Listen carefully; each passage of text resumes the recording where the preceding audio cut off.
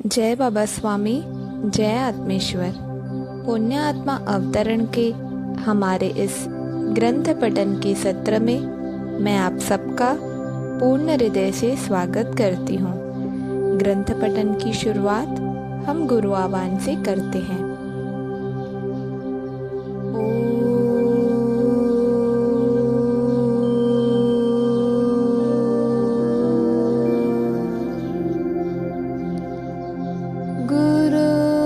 गुरुर्ब्रह्मा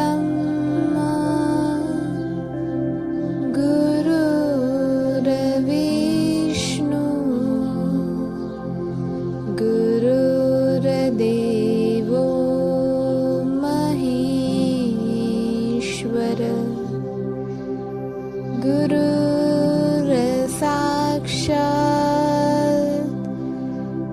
परब्रह्म तस्मै श्री गुरवे नमः। तस्मै श्री गुरवे नमः। तस्मै श्री गुरवे नमः। ग्रंथ पठन की शुरुआत करते हैं। मेरे दाह संस्कार के कुछ सालों के बाद मेरा सूक्ष्म शरीर निर्मित होगा और जो मनुष्य मेरा बचा हुआ कार्य करेगा, शक्ति से बना यह सूक्ष्म शरीर उस मनुष्य की मदद करेगा। पर तेरे जीवन काल में गुरु तत्व की एक और प्रगति होगी। तेरे जीवित रहते हुए ही तेरा सूक्ष्म शरीर निर्मित हो जाएगा और इसी कारण तुम अपने कार्य का विस्तार अपने जीवन काल में ही देख सकोगे और इस कार्य के विस्तार के समय तुम्हारे शरीर का कोई अस्तित्व ही नहीं होगा, क्योंकि सूक्ष्म शरीर निर्मित हो गया, यानी शरीर का अस्तित्व ही समाप्त हो गया। और शरीर का अस्तित्व समाप्त होने के सामान्यतः 25 सालों के बाद सूक्ष्म शरीर का निर्माण होता है। तुम्हारे शरीर के संपूर्ण अस्तित्व विहीन हो जाने के 25 सालों बाद सूक्ष्म शरीर का निर्माण होगा और यह सूक्ष्म शरीर ही तुम्हारा माध्यम होगा। इस सूक्ष्म शरीर के माध्यम से विश्व के किसी भी शरीर के प्रकाश को तुम जान सकोगे। और जब तुम्हारा शरीर ही माध्यम हो जाएगा तो शरीर स्थूल से कुछ कार्य नहीं होगा, क्योंकि सारा कार्य सूक्ष्म शरीर ही करेगा और सूक्ष्म शरीर के क्षेत्र की कोई सीमा नहीं है। तुम्हारे जीवन काल में ही उस सूक्ष्म शरीर के निर्माण होने का अर्थ है तुम्हारा कार्य बहुत बड़ा है और उसके लिए जीवन कम है। एक जीवन में अनेक जीवनों का कार्य करना है। सूक्ष्म शरीर के कारण तुम्हें जीवन के अलग अलग अनुभव आएंगे। ये सब बातें अभी तुम्हारी समझ में नहीं आएगी, पर मुझे मालूम है। पर मैं इसीलिए बता रहा हूँ क्योंकि जब यह सब होगा तब मैं नहीं रहूँगा, पर तुम्हें उस समय याद आएगा कि इन सब की पूर्ण सूचना मैंने तुम्हें पहले दी थी। यह जो सूक्ष्म शरीर निर्मित होता है, यह एक दुर्लभ घटना है। यह सदैव रहता ही है। मनुष्य के जीवन के सालों बाद यह बना ही रहता है। जिस मनुष्य के साथ सामूहिकता की शक्ति है या जो लाखों आत्माओं के साथ जुड़ा है, उसी का सूक्ष्म शरीर निर्मित होता है। यह दिखता जरूर नहीं है, पर अनुभूति कराता है। इसे अनुभव किया जा सकता है, यानी आध्यात्मिक प्रगति इसी बात पर निर्भर है कि तुमसे कितनी आत्माएं जुड़ी है या तुम कितनी आत्माओं के साथ जुड़े हो। यानी आध्यात्मिक प्रगति का रहस्य सामूहिकता में ही छुपा हुआ है। मेरा भी तुमसे जुड़ना वास्तव में तुम्हारे माध्यम से मैं भी सामूहिकता के साथ ही जुड़ रहा हूँ। अरे बाबा, प्रत्येक मनुष्य पानी की एक बूंद जैसा ही है और पानी के बुलबुले जैसा है उस मनुष्य का जीवन। यह वह जानता है। इसीलिए प्रत्येक बूंद का अंतिम ठिकाना समुद्र ही है। सब बूंदों को अंत में सामूहिकता के समुद्र में ही जाना है। पर यह यात्रा बड़ी लंबी है। बूंद की इस लंबी यात्रा में बूंद को अनेक नदियों, महानदियों को माध्यम बनाना पड़ता है और यही मैं कर रहा हूँ। एक अच्छा कार्य करना व अच्छे कार्य में सहयोग देना, दोनों एक जैसे ही है। कार्य करने के लिए न तो मेरे पास शक्ति है और न ही जीवन है। इसीलिए तेरे माध्यम से मैं यह सब करना चाहता हूँ। इस कार्य के लिए तुझे अधिकृत किया गया है और इस आध्यात्मिक क्षेत्र में इस अधिकृतीकरण का बड़ा महत्व है। अधिकृत व्यक्ति का खुद का कोई अस्तित्व नहीं होता है, वह केवल माध्यम होता है। वह सब कुछ करने से परे होता है, पर वह ऐसा सशक्त माध्यम होता है जिसके द्वारा सब कुछ किया जा सकता है। तुझे गुरु शक्तियों ने अधिकृत किया है और यह तू स्वयं भी नहीं जानता है। पर जो तुझे जानते हैं वे तुझे माध्यम मानकर उनके पास जो ज्ञान है वह समाज को देना चाहते हैं और समाज को यह ज्ञान देकर वे भी ऋण मुक्त होना चाहते हैं।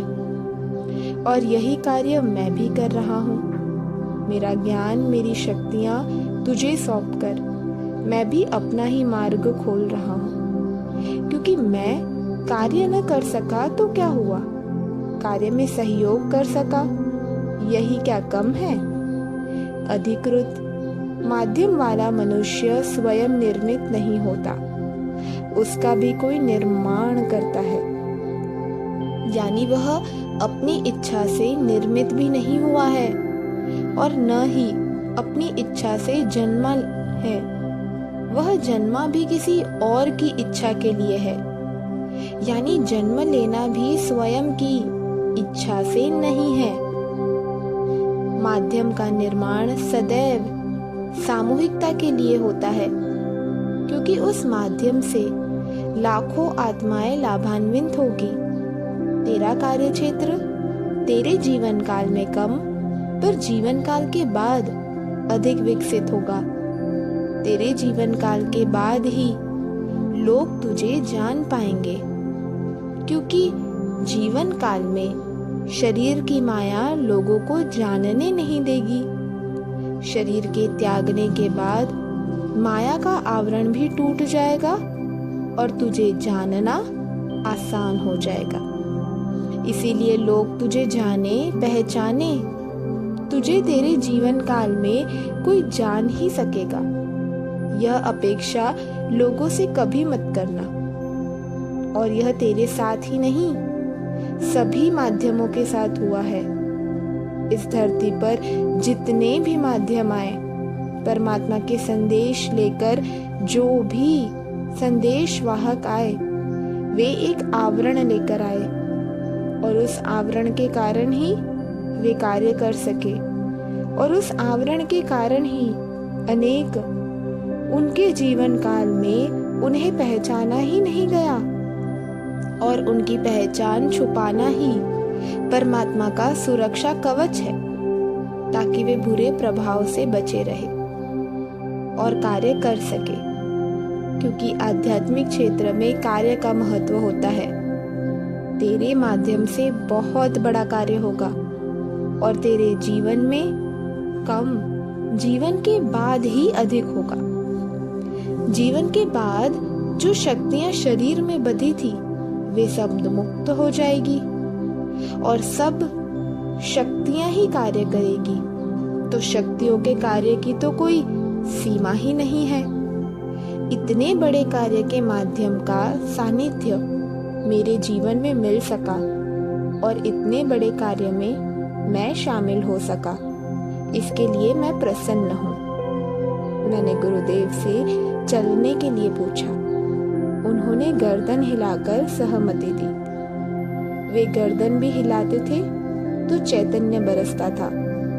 उनकी छोटी से छोटी गतिविधि चैतन्य का निर्माण करती थी। उनकी आंखें तो बिना मांगे ही बहुत कुछ दे देती थी। उन्हें देखकर बड़ा शांत लगता था। उन्हें कंधों पर बिठाकर मैं पहाड़ी पर धीरे धीरे चढ़ने लगा, क्योंकि सूरज काफी ऊपर आ रहा था। नीचे जितनी घनी झाड़ियां थी उतनी पहाड़ के ऊपर के भाग में नहीं थी, क्योंकि पहाड़ के शिखर पर गिरा हुआ पानी टिकता नहीं था, सब बह जाता था। लेकिन खड़ी चढ़ाई थी, इसीलिए थोड़ा समय लग रहा था। बचपन में मैं अखाड़े में जाता था। सारे अखाड़े को फावड़े से खोदता था और फिर बड़े पेड़ के एक कुंदे लकड़ी का एक भारी टुकड़े को रस्सी से बांधकर उसे खींचकर अखाड़े को समतल करता था, फिर खोदता था। इससे शरीर का अच्छा व्यायाम होता था और जो पहलवान कुश्ती खेलते थे उनके लिए मिट्टी नरम हो जाती थी। कबड्डी के खेल का भी मुझे शौक था। वे सब करने से शरीर काफी सशक्त था और इसीलिए आज गुरुदेव को लेकर भी पहाड़ी चढ़ सका। मनुष्य को शरीर सशक्त रखना चाहिए। पता नहीं जीवन में कब और कहां इस सशक्त शरीर की आवश्यकता पड़ जाए। अब पहाड़ी के शिखर के काफी पास आ गया था। धीरे धीरे वह बड़ी ओटला नुमा शिला भी दिखने लगी थी। उस जगह वह शिला एकदम अलग पत्थर की होने के कारण अलग ही दिखती थी। हम धीरे धीरे उस बड़ी शिला तक पहुंचे। मैंने गुरुदेव को नीचे उतारा और पत्थर पर ठीक से टिकाकर बिठाया। उनसे कहा, आपकी ही इच्छा के कारण यह यात्रा हो पाई, अन्यथा मैं जब पहली बार आया था तो अकेला ही चढ़ाई में थक गया था। गुरुदेव ने बताया, यह पत्थर चैतन्यपूर्ण पत्थर है। इस पत्थर को हाथ लगाकर देखो तो तुम्हें चैतन्य अनुभव होगा। वह इसलिए कि कोई गुरु ने इस पर बैठकर ध्यान साधना की है और इस पत्थर के ने उनके चैतन्य को ग्रहण कर लिया है और बाद में आकर इसी पत्थर पर प्राण का त्याग किया है। वास्तव में प्राण त्याग करते समय एक विशिष्ट चैतन्यपूर्ण स्थान की आवश्यकता होती है, ताकि आत्मा आसानी से अपने शरीर से मुक्त हो सके और आत्मा को शरीर के प्रति कोई मोह नहीं रहे। इसीलिए पुराने जमाने में कहते थे कि काशी में जाकर अगर मृत्यु होती है तो मोक्ष मिलता है। यही कारण था। आत्मा अलग होती है, शरीर अलग होता है। शरीर के निर्माण के साथ आत्मा नहीं होती, वह बाद में शरीर की स्थिति अनुसार आ जाती है।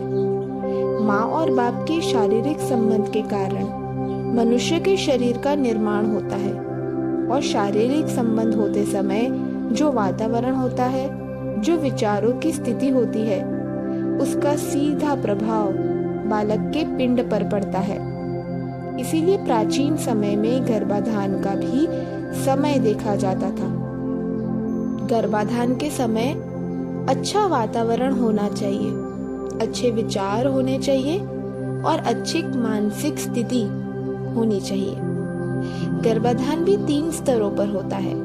एक होता है शारीरिक स्तर, यानी इस गर्भाधान में शरीर को प्रधानता होती है। पुरुष के भीतर काम वासना जागृत हुई और उस काम वासना के आवेग में ही पुरुष ने अपनी स्त्री से संबंध कर लिया और इसमें स्त्री के भाव को देखा भी नहीं कि वह इसके लिए राजी है या नहीं। शारीरिक संबंध बनाने में स्त्री को रुचि है या नहीं।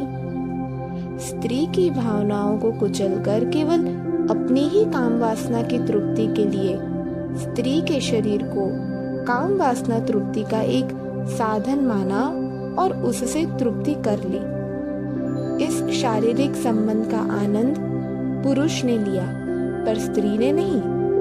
यह तो एक प्रकार का बलात्कार ही है। पुरुष ने स्त्री की इच्छा के बगैर केवल अपनी वासना की तृप्ति के लिए संबंध बनाया, तो स्वाभाविक है इसमें शरीर की वासना को ही प्रधानता होगी।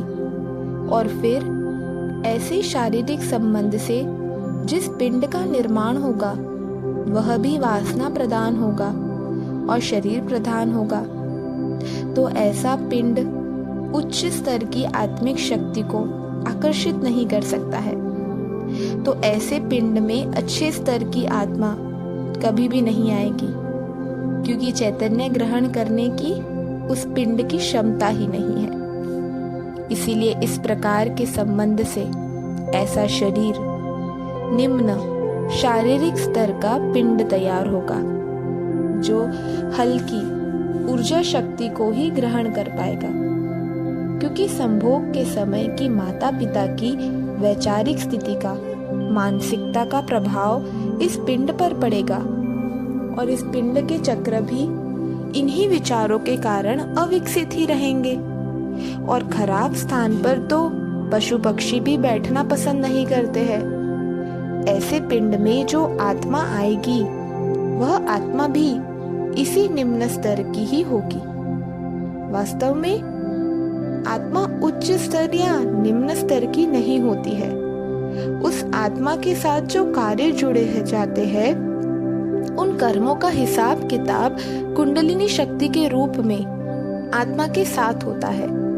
वे कर्म ही अगले जन्म में भविष्य का निर्धारण करते हैं और इस प्रकार से शारीरिक वासना की प्रधानता वाला पिंड भी जन्म लेने पर अपने जीवन में शरीर के साथ ही जुड़ा होगा, शरीर प्रधान ही होगा और ऐसे ही शरीर प्रधान मानसिकता वाले शरीर का निर्माण करेगा।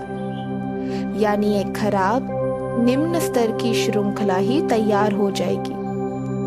मानव समाज के निर्माण का सारा रहस्य इस गर्भाधान की प्रक्रिया में छुपा हुआ है। देव व दानव दोनों को यही प्रक्रिया जन्म देती है। इस पवित्र प्रक्रिया को कहते भी है शारीरिक संबंध। वास्तव में यह केवल निम्न स्तर का दृष्टिकोण है, पर फिर ऐसे ही समाज का निर्माण होगा। आज की खराब सामाजिक स्थिति का कारण ही इस प्रक्रिया को केवल शारीरिक संबंध समझना है और इसी कारण शारीरिक प्रधानता वाले समाज का निर्माण हो रहा है। जब बबूल के बीज बो रहे हो तो बबूल के पेड़ ही उगेंगे। बबूल के बीज से आम के पेड़ तो नहीं आ सकते हैं ना। और बबूल के बीज बोकर आम की अपेक्षा करना तो केवल आम की कल्पना मात्र है, पर आम नहीं। ठीक उसी प्रकार से अगर एक अच्छे समाज का निर्माण करना है तो प्रथम इस पवित्र प्रक्रिया के महत्व को समझना होगा। उसके सिवा और कोई मार्ग नहीं है। माता पिता के शारीरिक संबंध के कारण जो पिंड तैयार होता है उसका स्वयं का एक आभा मंडल का प्रभाव होता है और उसकी ग्रहण करने की क्षमता पर ही आत्मा का आना निर्भर करता है। यहाँ हम ऐसे भी समझ सकते हैं कि संभोग के समय की परिस्थिति पर ही एक आत्मा का आगमन निर्भर करता है। दूसरा स्तर होता है आत्मिक स्तर पर बना संबंध। पति पत्नी दोनों एक दूसरे से प्रेम करते हैं। दोनों का एक अच्छा भावनात्मक संबंध है। दोनों में एक दूसरे के प्रति आत्मिक भाव है तथा आत्मिक रूप से दोनों एकाकार हो गए। दोनों में बड़े प्रेम के संबंध है और वे दोनों प्रेम के आवेश में एकत्र आते हैं और एक प्रेम पूर्ण वातावरण में शारीरिक संबंध हो जाता है। यानी इसमें दोनों की सहमति है, दोनों का संभाग है और दोनों का सहभाग समान रूप से है। इस संबंध में शरीर को प्रधानता नहीं है, भाव को प्रधानता है, प्रेम को प्रधानता है। और भावपूर्ण वातावरण में, प्रेमपूर्ण स्थिति में जो संभोग स्थापित हो गया, तो ऐसे संभोग से एक भाव प्रधान पिंड का निर्माण होगा और इस पिंड के आसपास ऐसा ही प्रभाव होगा और इस पिंड के चक्र हृदय चक्र तक विकसित भी रहेंगे। यानी यह किसी आत्मिक स्तर प्रधान आत्मा की ऊर्जा को अपनी ओर आकर्षित करेगा और फिर ऐसे पिंड से प्रेम प्रधान मनुष्य का निर्माण होगा। ऐसे मनुष्य में शारीरिक स्तर पर निर्मित मनुष्य जैसा सूखापन नहीं होगा। यह मनुष्य भाव प्रधान होगा और संवेदनशील होगा और संवेदनशील होने के कारण इस विश्व के अच्छे व खराब स्पंदनों को पहचानने की दृष्टि भी रखेगा।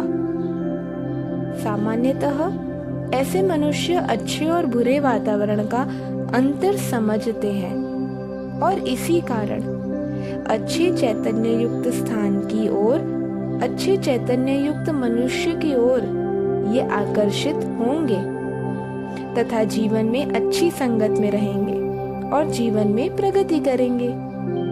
ऐसे शरीरधारी आत्माओं को अगर अच्छा सानिध्य मिल पाया तो ये आध्यात्मिक प्रगति करते हैं।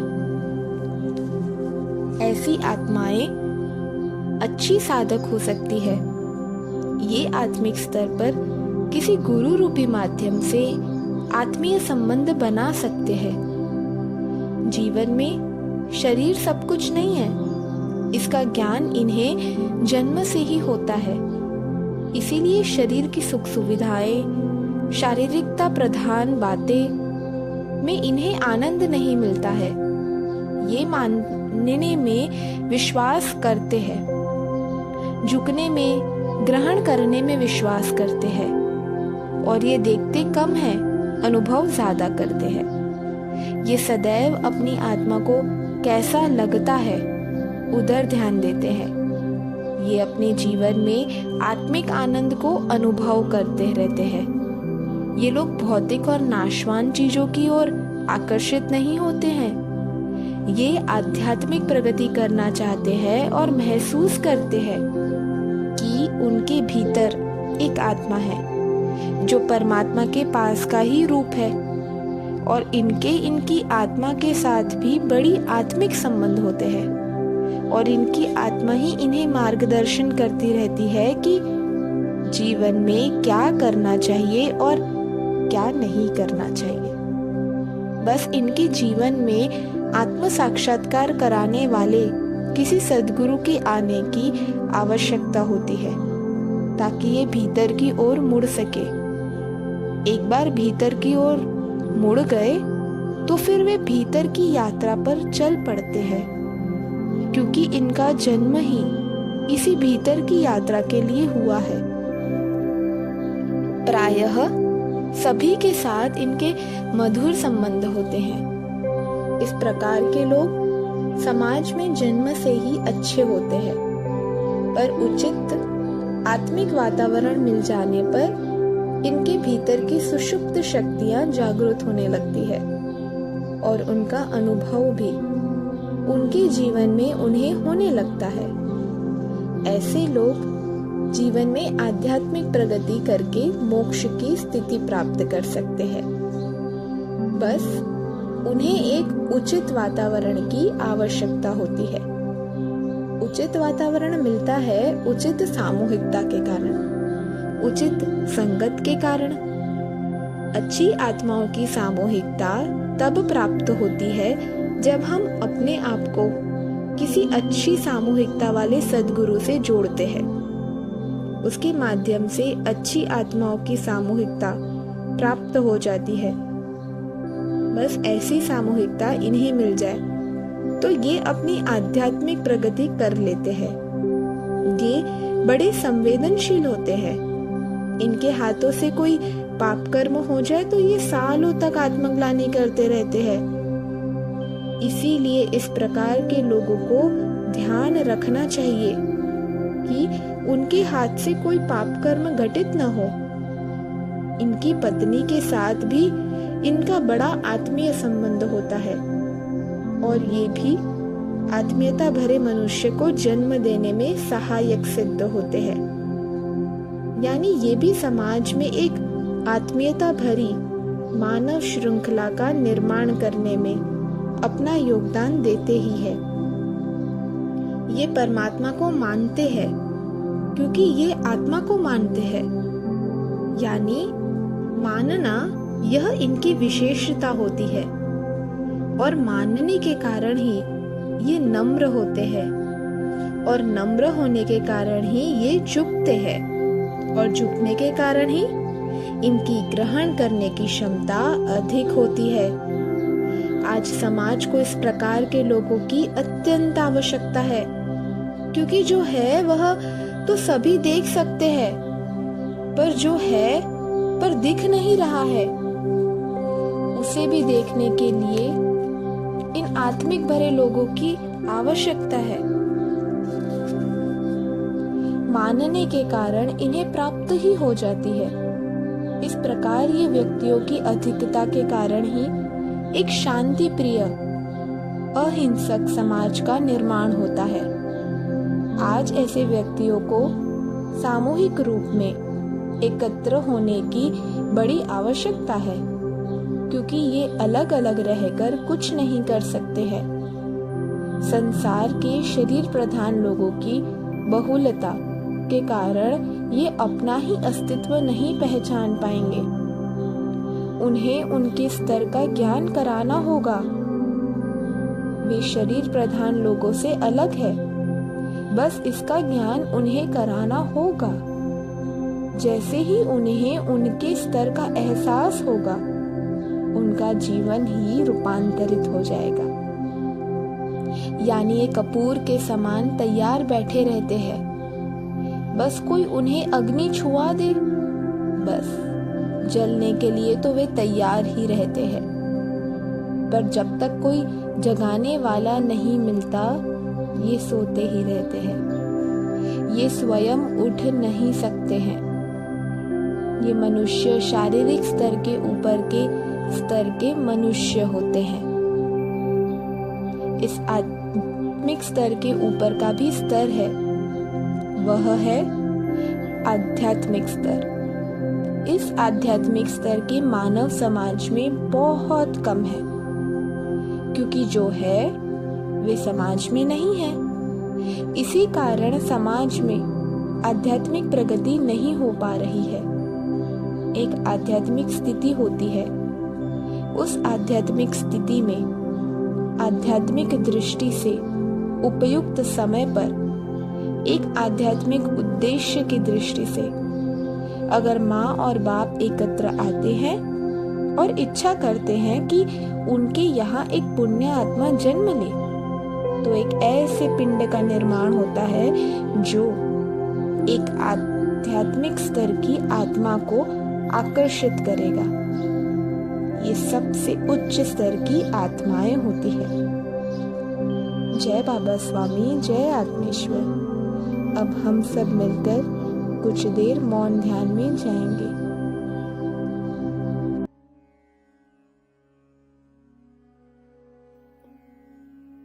सभी पुण्यात्माओं को मेरा नमस्कार।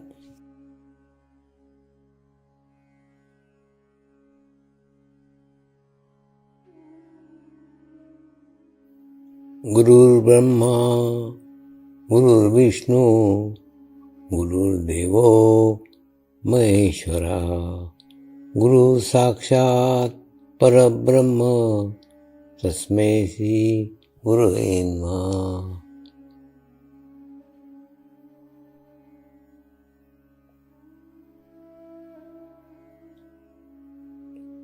ध्यान की उस स्थिति में जाएंगे जहाँ शरीर भाव पूर्णतः समाप्त हो जाता है।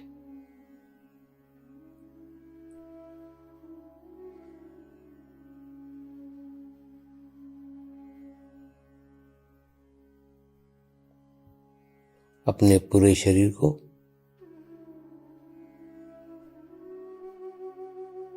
पूर्णतः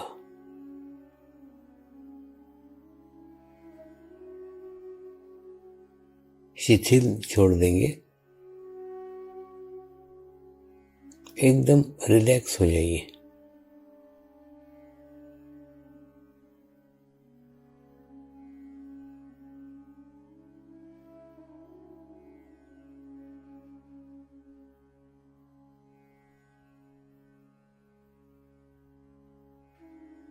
मेरे साथ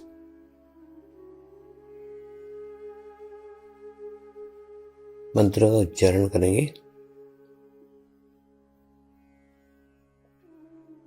मैं एक पवित्र आत्मा हूँ।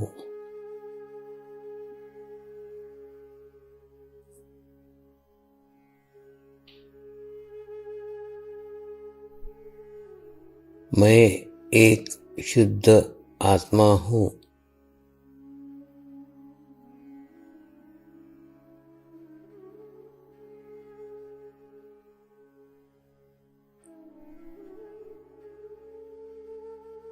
मैं एक पवित्र आत्मा हूँ।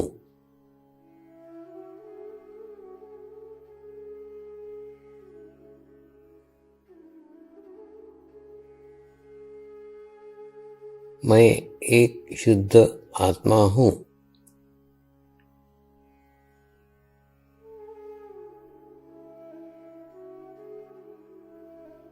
मैं एक पवित्र आत्मा हूँ।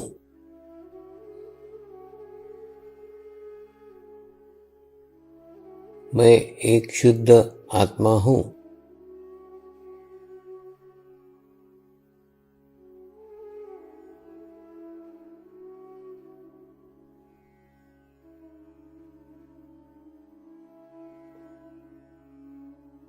अभी इसी आत्मा भाव को बनाए रखते हुए गुरु मंत्र का उच्चारण करेंगे।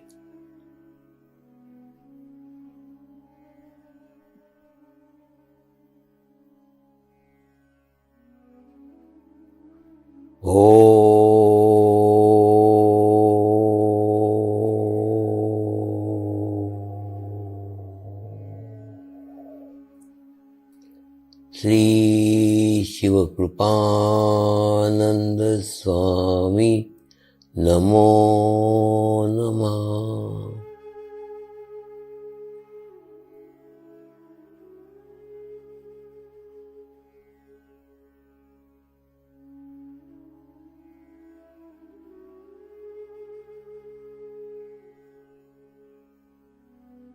ओम श्री शिव कृपानंद स्वामी नमो नमः।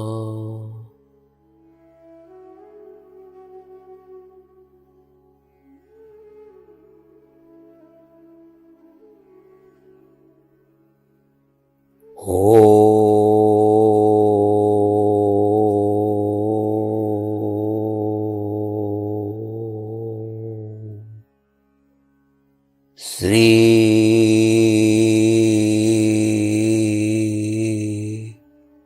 शिव कृपानंद स्वामी नमो नमः।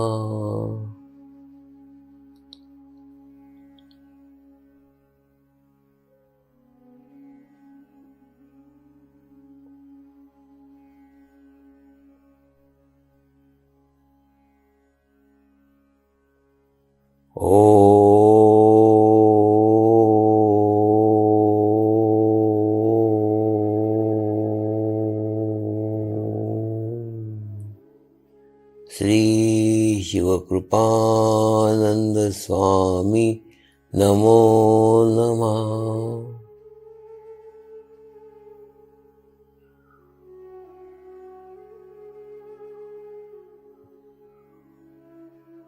ओम श्री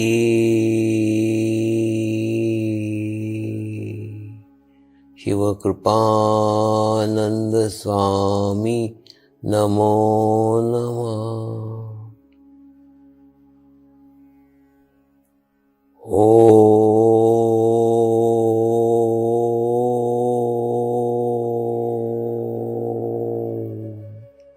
श्री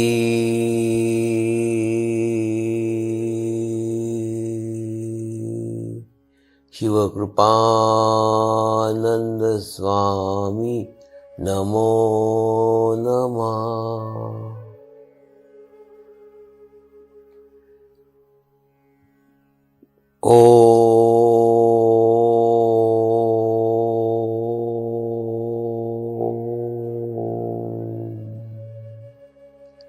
श्री शिव कृपानंद स्वामी नमो नमः।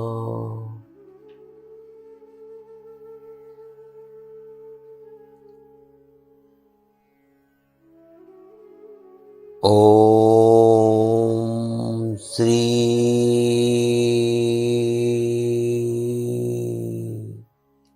शिव कृपानंद स्वामी नमो नमः।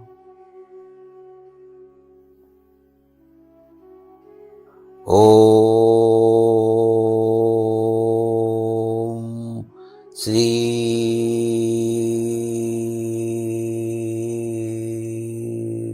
शिव कृपानंद स्वामी नमो नमः।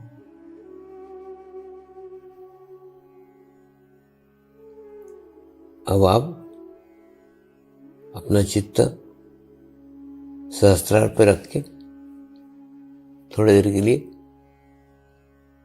ध्यान में जाएंगे।